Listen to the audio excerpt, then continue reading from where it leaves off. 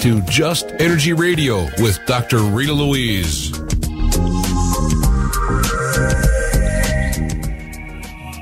Hello and welcome back to Just Energy Radio. I'm your host, Dr. Rita Louise, and thank you all for staying tuned to the second hour of the show. In this hour, we're going to be speaking with Len Kasten about his new book, Secret Journey to Planet Serpo. But don't forget, Just Energy Radio is brought to you by the Institute of Applied Energetics, where you can learn to become an energy medicine practitioner, intuitive counselor, or certified medical intuitive, all from the comfort of your home. And for the month of April, it is on a discounted pricing. So if this is something you've been thinking about, looking at, have looked at the training program that I offer, now is the best time to take advantage of the savings that we have on the website. Again, that's www.appliedenergeticsinstitute.com, or you can also go to my main website, soulhealer.com, and click on the training link, and that will take you to the same material. But don't forget, Just Energy Radio can be heard every Thursday evening here on the Inception Radio Network, or you can check it out on the archives on the Just Energy Radio webpage here on the InceptionRadioNetwork.com webpages. You can subscribe to our YouTube channel, our RSS feed, or our newsletter. We have all kinds of things you can subscribe to, or you can friend us on Facebook, and we'll keep you informed of everything that's going on here on Just Energy Radio. So let me tell you a little bit about our next guest, Len Kasten, and get him on the air. Len Kasten has a BA degree from Cornell University, where he majored in psychology and minored in literature and philosophy. After graduating from Cornell, he entered the U.S. Air Force Aviation Cadet Program. While in the Air Force, he experienced a UFO encounter that had a transformative effect on his life, although he didn't realize it until a few years later. On frequent trips to Virginia Beach, he spent time in the extensive New Age Library at the Association of Research and Enlightenment, ARE, where he acquired a self-education in metaphysics. So metaphysics and UFO, that's a good combination. So the author of the new book, Secret Journey to Planet Serpo, I did so good, Secret Journey to Planet Serpo, Len Kasten. Hey, Len. Hi, Rita. I think I'm How are getting you? a little tired. Huh? By the way, it's Serpo, not Serpio. Well, when you have no phonics skills, you just make up your own pronunciation to just about everything. Okay. Yeah. Serpo, Planet Serpo. Okay. Serpo, Serpio. That book, the new book by Len. Anyway, how are you doing? Glad to have you back on the show. I'm doing just fine, Rita. Okay. So your new book, Secret Journey to Planet Serpo, delves into an alleged trip to Serpo where we, Earthlings, made it to another planet. But Len, you're an excellent researcher. I really enjoyed your last book, having you on the show having you on the show the last time. But this sounds pretty out there. We humans went to another planet. Yes, How did indeed. you hear about all this? Yes, we did. We did go. Like in body? This wasn't some extra, out-of-body experience kind of trip? Talk to me. How did this all come about? In physical bodies, in actual physical bodies. We went to a planet 39 light years away. That's 240. That's exactly 240 trillion miles. That's what that translates to. So about as big as our deficit? No, it's far beyond our deficit at this point. Let's just hope it doesn't reach that point.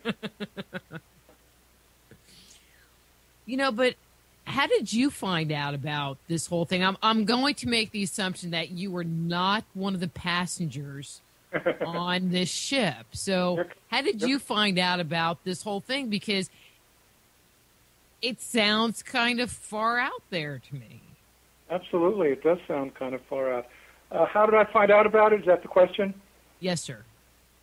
Well, I used to go to the UFO Congress every year in Laughlin, Nevada. Have you heard of that? Are you familiar with that? Yeah, I'm familiar with it.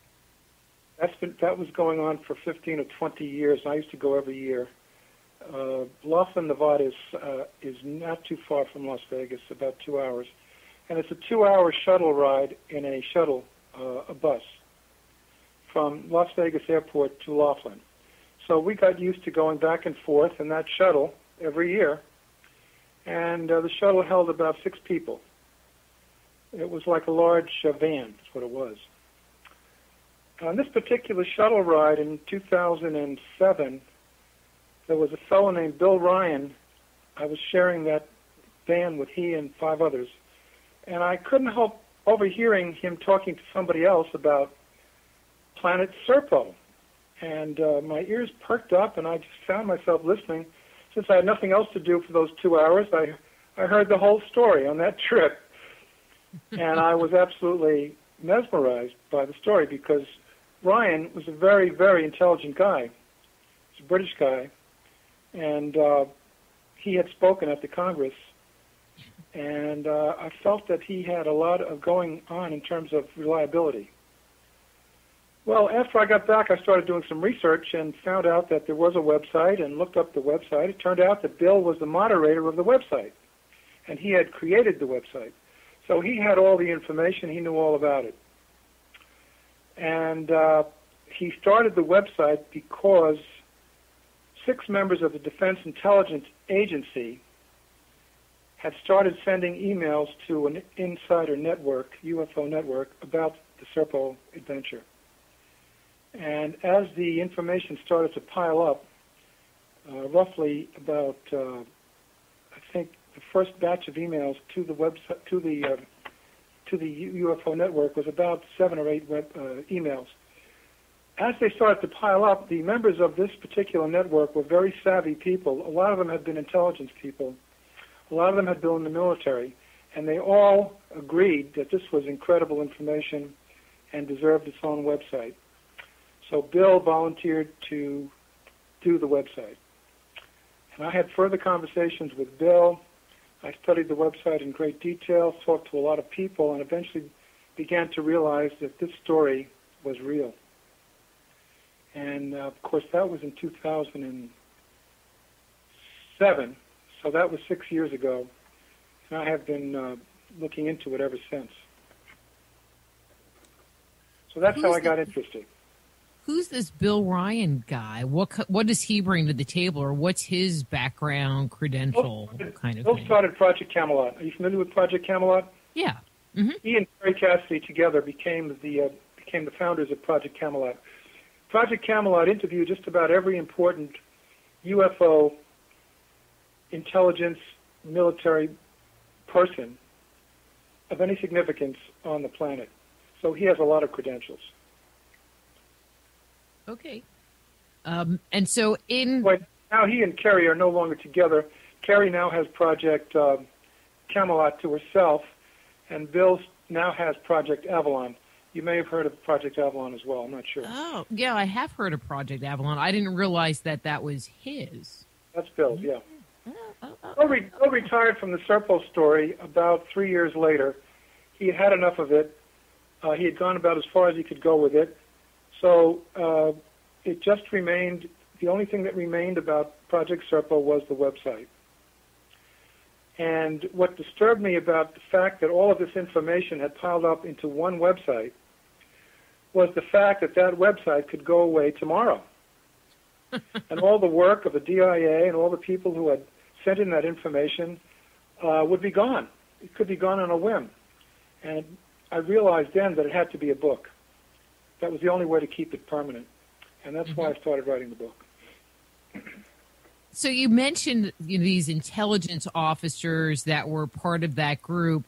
What was their thoughts regarding this whole concept? And, we'll get into, more details, but I just want to get a little background, around the credibility. But these intelligence officers, what was their feeling about the material that was being released? Other than it was fantastic, but were they also feeling like it was true and there was validity to what was being said?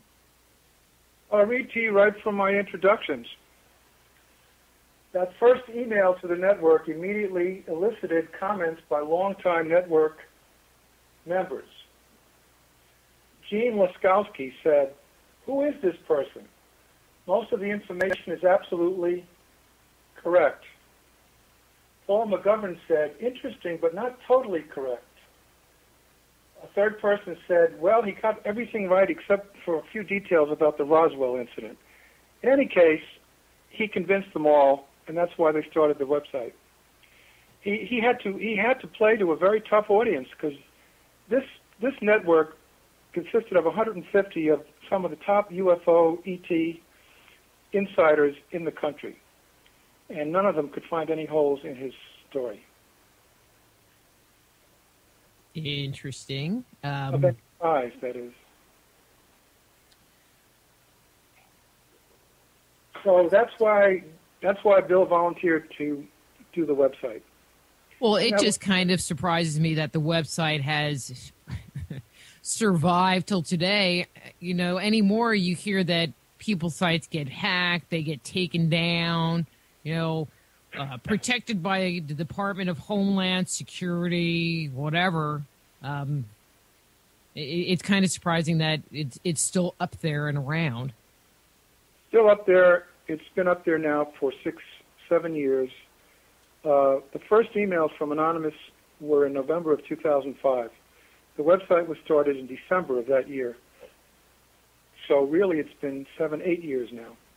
Mm-hmm. But, again, it was because I was concerned that the website could go away that I decided, and the publisher also agreed with me, that a book had to be written. Well, let's kind of move this along. Why would we want to go to another planet? Or how did we go to another planet? Or how did this whole thing begin to unfold, this story about this trip to Serpo? Well, like everything else, it started with Roswell. I don't know whether or not you're a believer in the Roswell crash, but by now most people are. Roswell was a fact. Roswell did occur. 5 of the aliens on board the craft died on impact. However, 1 alien survived. That alien was brought to Los Alamos Laboratories in 1947, and he lived there till 1952. So he was under scrutiny, and he was being studied and being communicated with for 5 years at Los Alamos by some of America's top scientists. And whatever language specialties they needed to communicate with him, they brought in from universities. It was very difficult to communicate with him because the language that he spoke was a. Did you see Close Encounters, the movie? Uh-huh. You recall that we communicated with the aliens by tonal variations rather than by words. Okay. That was exactly the case with the alien from Roswell. We had to learn a very unusual language, which we described as like high-pitched singing. That was the way it was described by our linguist experts. And in any case, we did learn how to communicate with him. On board the Roswell craft was a device called a communications device, and that was used to communicate with his home planet. For the 5-year period in which he lived, we could not figure out, and he could not figure out how to get that to work, to communicate with his planet, because it was removed from the craft. However, finally, one of our scientists figured out that the best way to get it to work was to go back and reattach it to this power source of the crashed disk. And once we did that, he was now in communication with his home planet. At that point, we did not know the name of the planet. We found out much later that it was named Serpo, but that was much further down the road. In any case, he sent 6 messages to Serpo, And one of the messages he sent was a suggestion for an exchange program. He did not get an affirmative answer while he was still alive. He died in 1952. So at that point, the scientists at Los Alamos are sitting there with this device, trying to figure out how to communicate with Serpo. We didn't know the name of the planet at that point, but we had named the race that he came from as Ebens, E-B-E-N.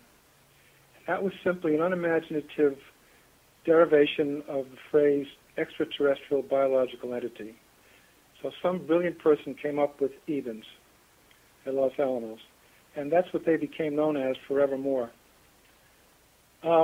Eventually, one of the scientists at Los Alamos figured out how to use the device, how to communicate with Serpo, and a dialogue ensued back and forth between the two, between Los Alamos and his planet. We were only able to understand about 30% of what they sent us, but eventually we got the bright idea of teaching them how to speak English. We sent them some English language instructions because we came to the conclusion that they were smarter than we were. We could not figure out their language at all. But they learned English, and eventually we were communicating with Serpo directly on that device. And that's how it all began. What kind of things were communicated back and forth? I mean, I guess there weren't that many communications, but what kind of things were being communicated? Well, he had sent 6 messages. One of which, the 5th message, was a suggestion or a proposal for an exchange program. In the 10-year period between 1952, when he died, and when President Kennedy took office, I should say 9-year period, in 1961, they were ironing out all the kinks. It was strictly a matter of trial and error and getting it working so they could communicate. By the time President Kennedy came into office, they were communicating pretty well, and the idea for the exchange program was communicated to Kennedy, and Kennedy agreed to it, said, yes, let's do it. That was in 1961. But that would imply that the president knew that there were extraterrestrial beings also, which they keep saying, well, the president doesn't know. President Kennedy was briefed on it in early 1962. That was the year after he took office. And it was his decision that an exchange program would be a good idea but there's a lot more to it as to why he said yes. The DIA, are you familiar with the Defense Intelligence Agency? Do you know anything about it? Enough to know that we don't like them real well, but go ahead. No, we do like them. The DIA was created by President Kennedy in 1961. The DIA did not exist all the time that the alien was here. Kennedy started the DIA because of the problems he was having with the CIA. So he and McNamara decided we needed a new intelligence agency. So when he was briefed on the Serpo situation, he decided to put the DIA in charge of the whole program. And that was what made all of this possible. Because if it was kept by the CIA, the chances are we never would have learned about the program. So that had a lot to do with it. Mm-hmm. So then they decided to go ahead and do this exchange. So when did the exchange all happen? We had 18 months. It was decided that they would return in April of 1964. That decision was made jointly, and that the exchange program would take place in April of 1964. That was roughly 18 months from when we had the go-ahead. So we only had 18 months to find a team to send to Serpo, to train them, select them, and all of that. We had 18 months to do that. So it was a very, very rushed operation to find these 12 guys and train them. And actually, initially, it was going to be 10 men and 2 women, not 12 men. But that changed over the course of the next couple of years. How did they make the selection? Did they bring in, like, was it all... I guess we didn't really have astronauts per se, even at that point in time. So how did they make a selection, or what kinds of specialties did they send to go on this trip? Was it a variety of different people, like engineers and geologists and theologians, or was it more military people, or what kind of a mix did they send up there? Okay, first of all, it was decided that the Air Force would be the lead agency in finding the volunteers. The Air Force was given top priority in finding the volunteers. They had decided there would be 12 specialties: a pilot, a co-pilot, 2 doctors, 2 linguists, a security man, 2 scientists. I can't recall the makeup, but there were 12 people that they were decided upon. So they had to find those people fast. They wanted them all to be totally unconnected family-wise.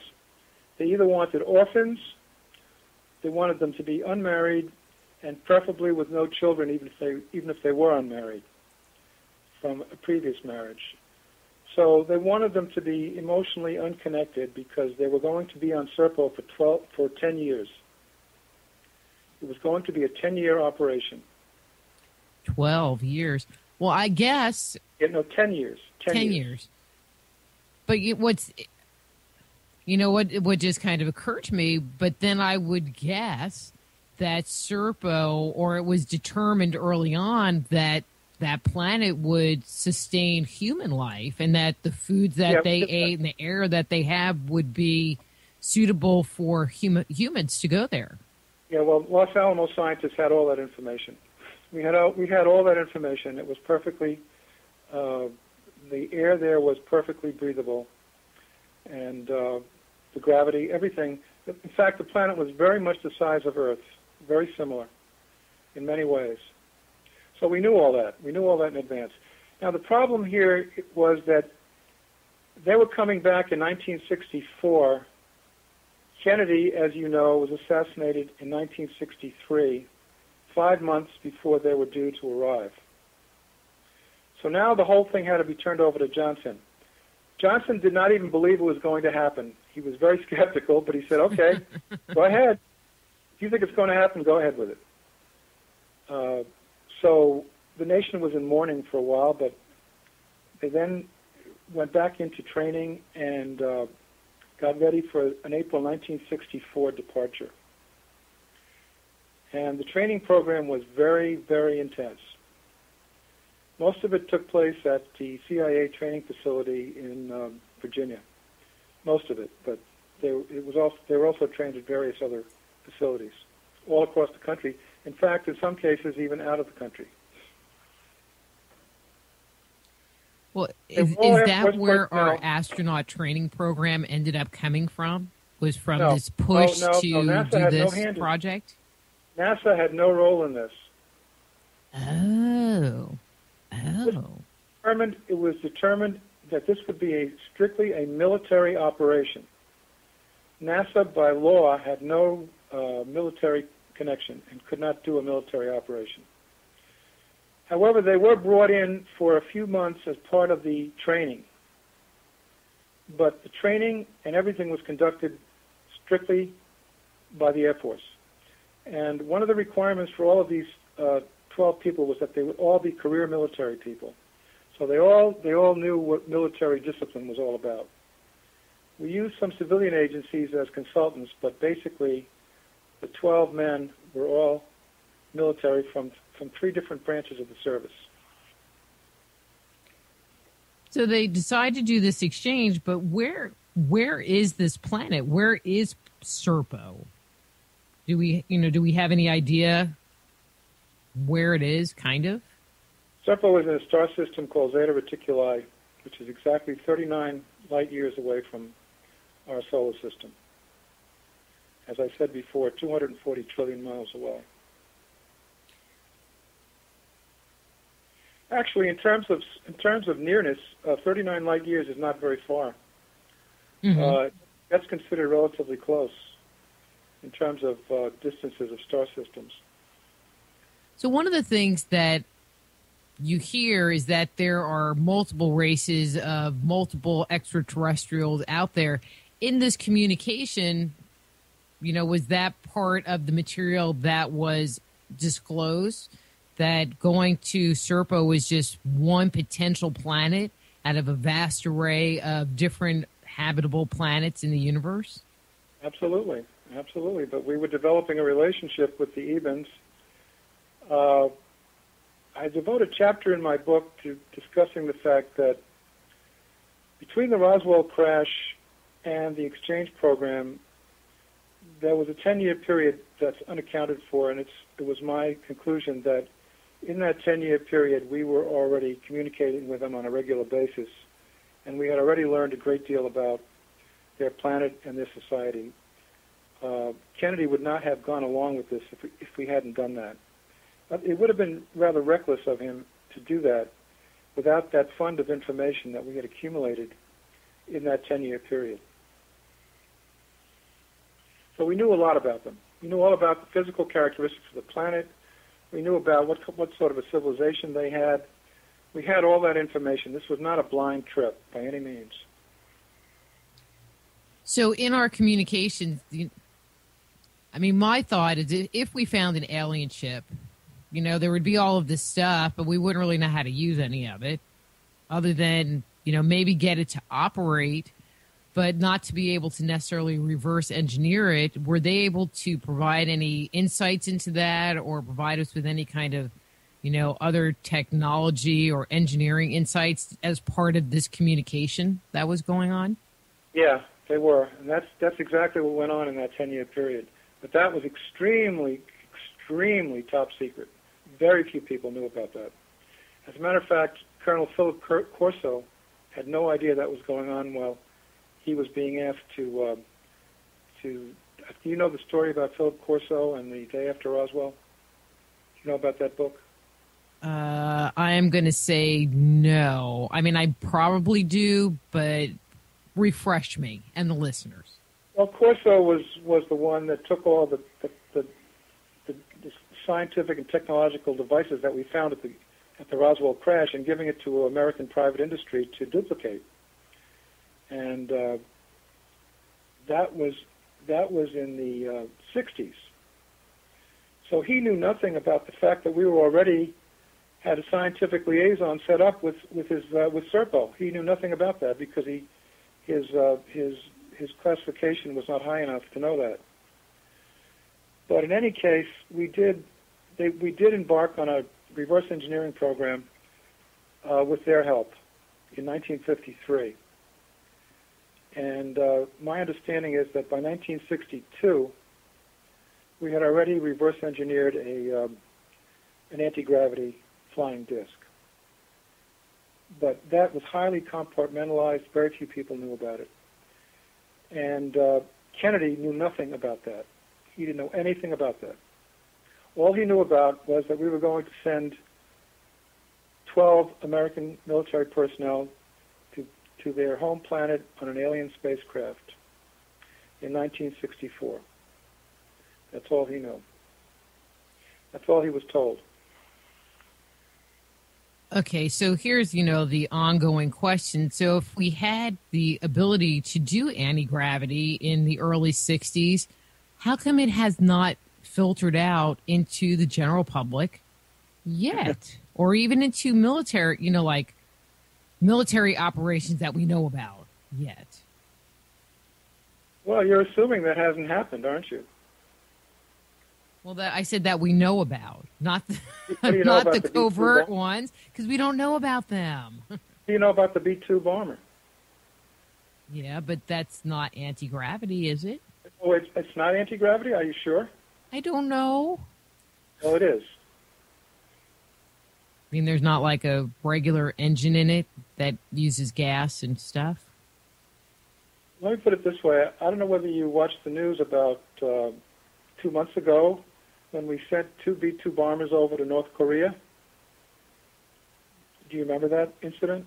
No, I don't watch the news. I rely on my husband, who reads his little flipboard thing, to fill me in on anything important. Isn't that bad? Well, we sent 2 B-2 bombers over to let North Korea know that we had the ability to fly from Missouri to North Korea and back without stopping and without refueling. That's 13,000 miles. On a tank of gas. Hey, that's pretty good gas mileage. That's pretty good gas mileage, yeah. But then again, they didn't need any gas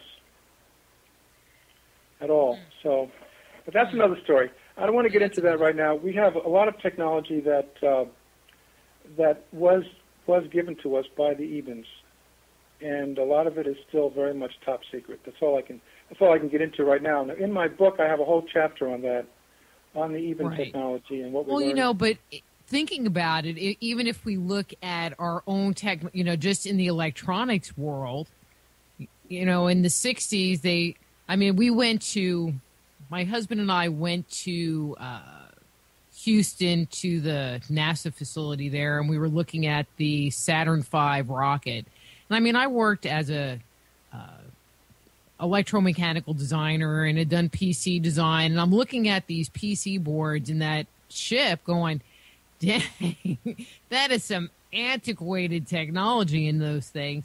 But that was like state of the art then, and even the differences that we've advanced in the 30 years, 40 years since that time have been huge. That anyway, let's move on. One of the things that you talk about in the book is the Yellow Book. What's the Yellow Book? Well, the alien ship did arrive right on schedule in April of 1964. There was a ceremony of introduction. We had 16 of our top-level government people greeting the ship. They disembarked from the craft, similar to what happened in the movie Close Encounters, but quite different also.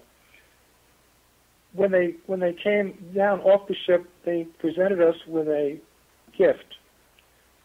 They presented us with a gift called the Yellow Book. The Yellow Book was a remarkable, we call it a book, quote unquote. It was really a holographic book, is what it was. When you opened it, you got holographic images of going way back to prehistoric times, giving a complete history of our planet and of the racial evolution on our planet that the Ebens knew about, because they had been coming back here for a long time. So they knew more about our past than we did. And they presented us with the Yellow Book. And the military people who have tried to read the Yellow Book claim that it would take a lifetime to actually read the entire book. And once you start reading it, you can't put it down and put a bookmark in place and then pick it up again. The next time you pick it up, you have to start at the beginning again. So several of the DIA people who tried to read the book spent a lot of time doing it and learned a lot, but couldn't completely finish it.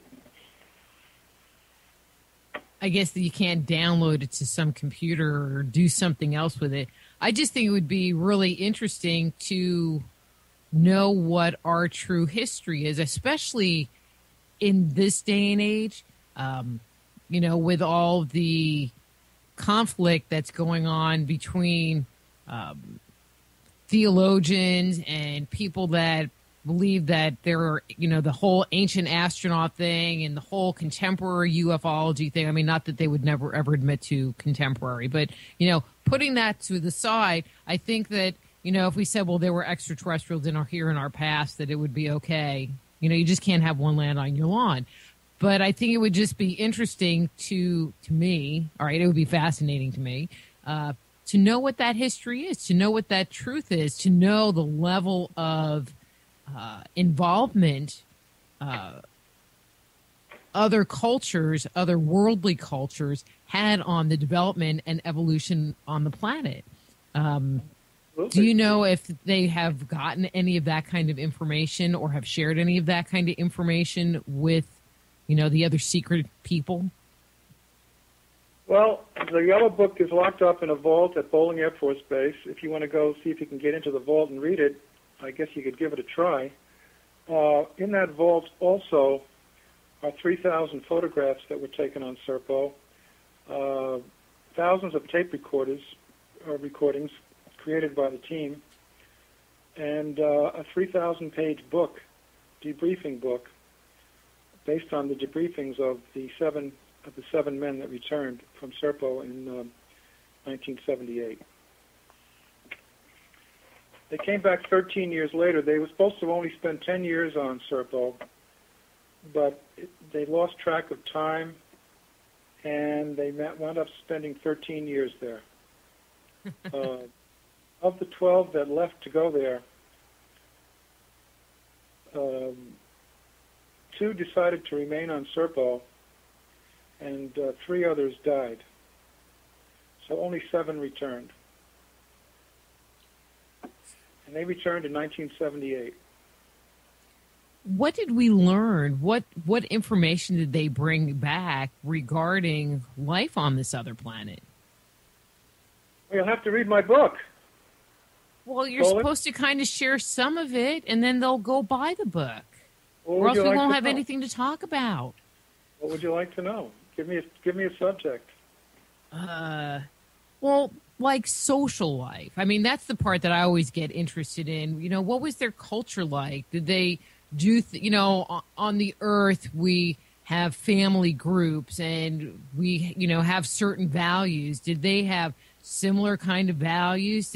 Was their social structure organized, in a similar kind of way? Actually, no. They had what we would now call a police state. It was a very regimented society. The total population of Serpo was only 650,000 people. They had family structure like we do. They were limited to 1 child per family, but they were basically totally regimented and controlled by an elite segment of the society. Well, but it sounds like, today with the whole New World Order Illuminati, they want to take it down to about, 500,000. So that's about the same amount. Is Serpo a big planet? Can it support a large population? Yeah, they've only inhabited a very small portion of it, and most of that was around the equator. The temperatures there were extremely hot, and the Americans couldn't really take the heat. They lasted as far as they could, but then they discovered that the northern quadrant of the planet was much cooler. So the Ebens built a village for them in the northern quadrant, and there they were very comfortable. The climate was very much like Montana. A lot of foliage, but the belt in which the Ebens themselves lived was very extremely hot and desert-like, very much like New Mexico and Arizona. So eventually, the entire American team was relocated to the northern hemisphere of the planet.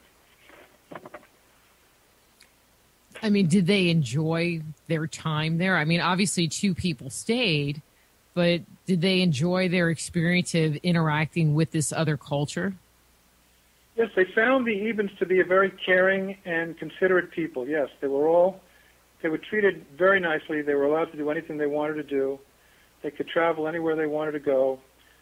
The Ebens had a form of transportation similar to what we call helicopters, but they did not have rotating wings. They were just anti-gravity. And they learned how to fly those very quickly and were able to take them all over the planet anytime they chose. So that made it very pleasant for them, basically. Well, but I think also doesn't sound like they were some big secret and they were hidden in some underground base somewhere where they were being studied by even scientists their entire time there, that the people knew that they were there and had the opportunity, the general public, and had the opportunity to interact with them. Absolutely, and they did. And they enjoyed it, and they learned to get along very well with the Evens. They were invited to their festivals. They were invited to... The only thing they were not invited to was the privacy of their homes, the family home. They were not allowed in to see, to see how they lived, although they did know basically how they lived. They lived very simply in small houses, small homes that were sort of like adobe structures here in the Southwest. And but yeah, they mingled freely with the Even civilization. Well, and I just don't picture adobe structures with this high-tech race. Were they able to balance their technology with their culture, with their lifestyle? Well, as I said before, it turned out to be a police state. So the average citizen was not knowledgeable about their advanced technology. They were just sort of like worker bees. The American team never really got to know the people at the top. They were not privileged to go that high. They kept their secrets very well from us. They told us a lot about their propulsion system, how that worked on the craft. They were able to travel faster than the speed of light. They did use antimatter propulsion. They shared all that with us. And I have a whole chapter in the book on what technology we did learn from them. Mm-hmm. It was quite a bit, especially about anti-gravity and free energy, all of that. But all of those secrets were kept at the very top level of the Even Society. They were not shared with the masses. So, and don't forget that the Roswell crash, the aliens had been surveilling Earth for a long time. They knew more about our planet at that point than they were going to learn from 12 Americans. They knew much more about us than our team did. They knew about our universities. They knew about our science. They knew everything because they had been coming here for a long time. So there wasn't very much we could teach them that they didn't already know. And that's the irony of this whole thing. It was more of a diplomatic program than anything else. Well, and I think it's interesting that they had a militaristic state. There's two different camps when you talk about, off-world communities, that they're all peace and loving and kumbaya, and they're doing the whole Star Trek thing where everybody gets along, but not. But anyway, but it sounds like even in that community, even though the people were nice, there was still this thumb of the law kind of sitting on top of them, keeping them from doing bad stuff. Yeah, that's right. But also their intelligence level was much higher than ours in general. Even the intelligence of the uneducated class. We estimated that their average IQ was like about 170. Was one of the estimates that we made. So they were very intelligent and they were very caring people, and they were easy to deal with. But we were not able to really communicate with the upper levels, the upper strata of their society. We were not given those privileges. And I could kind of understand that. They don't want their secrets getting leaked out that we could maybe take back here, kind of prime directive stuff. Here's your little next step piece. Sort of like that, yeah. Now, did they share their technology with their own people? No, see, that's the whole point. They didn't. They only told them what they needed to know. And basically, they were really like a worker bees. But then why develop all of the technology if you're not going to use it? Well, no, they were protected, and they were given everything they needed. There was no money on Serpo. People could take whatever they wanted from these central distribution centers. They had nothing to worry about. It was really an ideal society in many ways. However, they were expected to work at something. And this is where the control came in, the control factor came in. So what kind of stuff did they do? Well, they did have manufacturing. They produced these aircraft. They produced spacecraft. They had tremendous biotechnology. They were way ahead of us in terms of biotechnology. They were cloning and doing genetic engineering. Even then, back in 1965, when we went there, before we even knew what DNA was all about. As a matter of fact, that led to a confrontation between our team commander and their biotechnology scientists. The American who died on the way to planet Serpo was one of the security people. He died rather suddenly. I think he had a pulmonary embolism. In any case, they took charge of the body. And when we got there and the team commander said that he wanted the body, they said, well, I'm sorry, you can't have it. And he said, what do you mean we can't have the body? We would like the body of our teammate. They said, the body no longer exists. They told him that they had basically used it to create other creatures. Well, this caused a confrontation that almost came to blows, because the commander was a very stubborn guy, and he said at one point he was ready to go ahead and get the guns that they had brought with them and demand the body. But finally, cooler heads prevailed, and the doctor who was in charge of the operation told him that they had already used the body to create a clone, a part human and part even clone. And the commander said he wanted to see the clone. So they took him to see the clone, and he was so revolted by what he saw and what he saw of their other experiments that his conclusion finally was, and he wrote this in his diary, he said, I have seen the dark side of this civilization. Because to him, this was all evil stuff. He didn't understand anything about biotechnology. It had not yet been developed. Our scientists that went along there had sort of a grasp on the subject, but they couldn't figure it out. And so this caused a big problem. They eventually got it straightened out and smoothed it over. But the team commander wrote about it in his diary, and I have reproduced that portion of the diary in my book. So was this group cloning because they weren't able to reproduce, or were they cloning for some other purpose? They were creating various hybrid experiments. It's not commonly known, Rita, that the Roswell craft, the craft that crashed northwest of Roswell,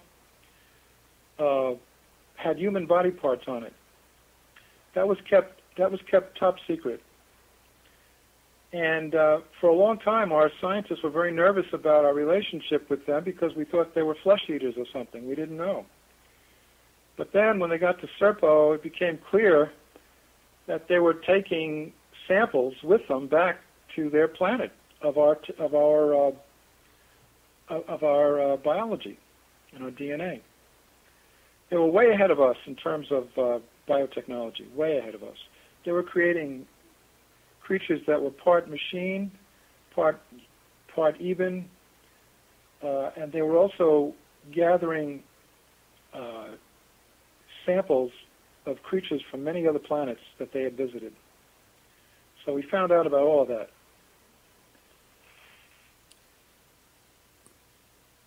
So the work that they're doing there, I mean, I've heard the stories about, the reptilians and the Greys that are, under Dulce, and they're doing the genetic manipulations so that they can create a human alien hybrid that can fit into human society and be undetected.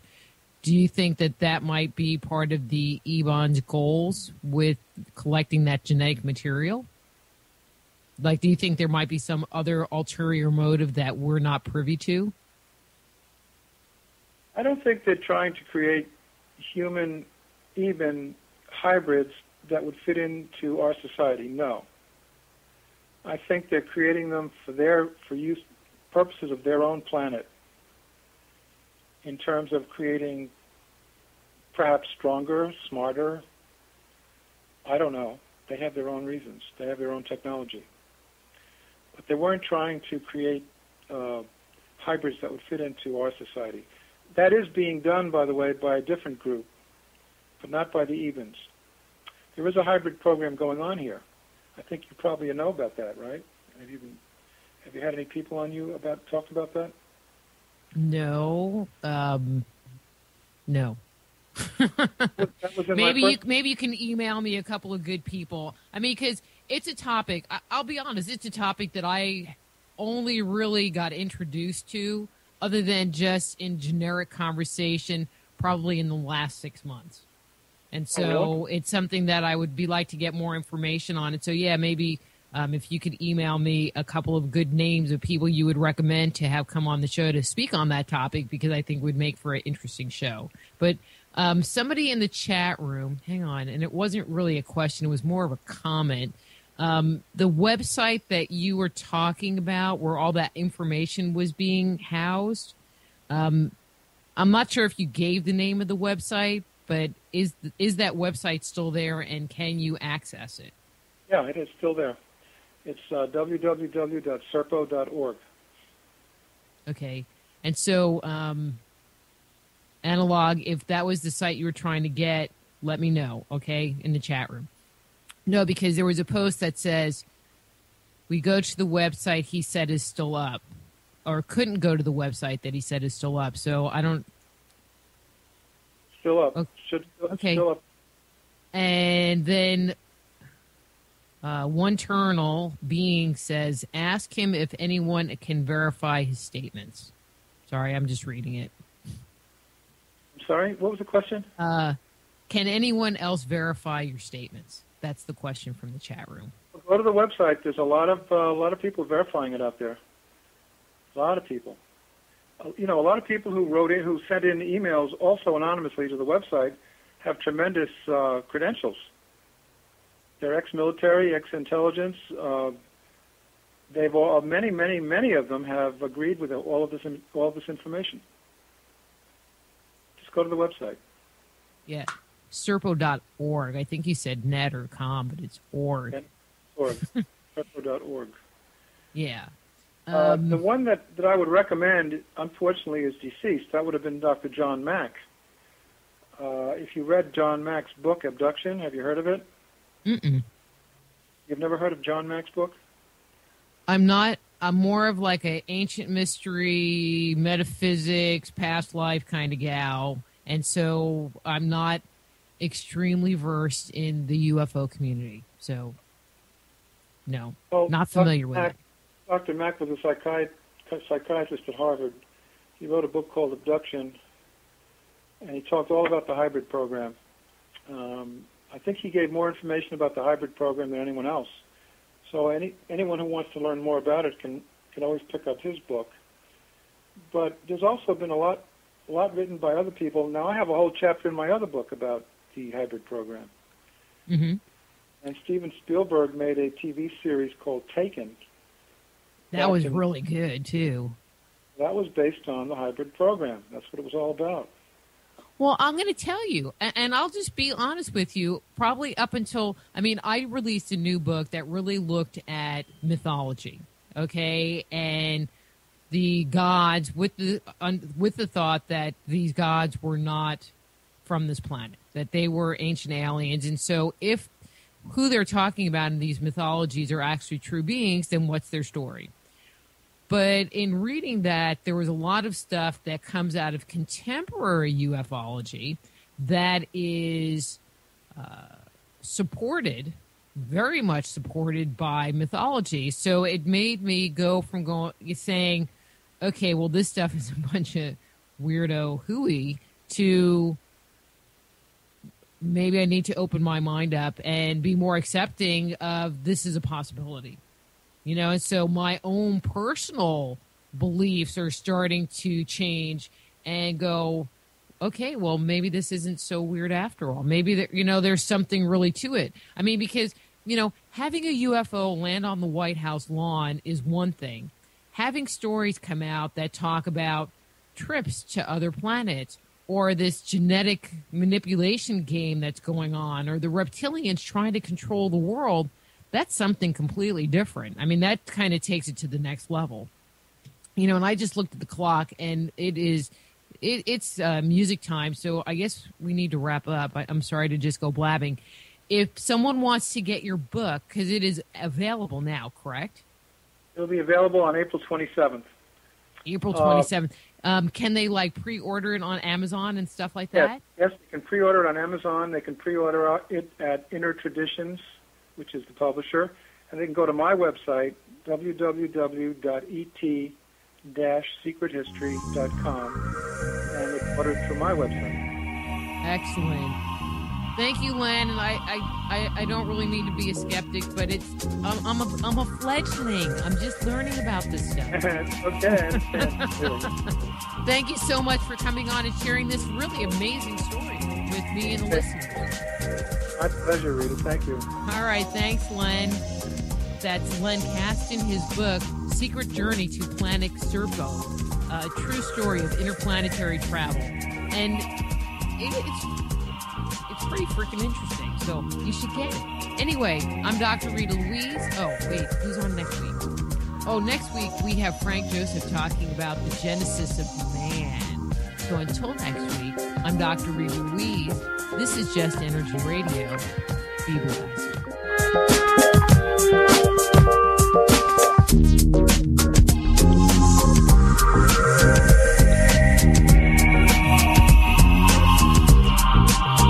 Join host Dr. Rita Louise each week at this time for Just Energy Radio.